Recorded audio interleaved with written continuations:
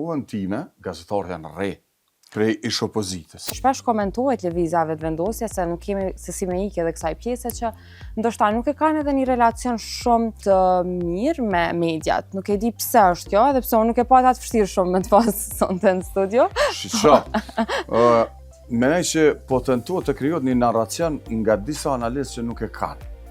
Unë menaj që është e kundërta. Në kohën time, gazetarët janë re, prej ish opozitës. Po, dhuna ka tash, pas edhe kohëve të fundit, po... Kur thuhet për relacion, unë menaj që ne kemi relacion të jashtëzakonshëm, varësisht... Ndoshta e bllokojmë pak, apo jo, relacionin? Jo, unë menaj që tendenca, sepse ka ndryshuar gazetaria vitit 2018 me gazetarinë e vitit 2025. Unë menaj që ka dallim shumë të madh. Kto kemi pasur raportet ndërkombëtare ku kanë treguar që ka shumë fake news, dallimi është për rrjetet sociale, sidomos të portalet, që në kohën kur kanë punuar nuk ka qenë ashtu. Edhe lajmi është dashur të verifikohet.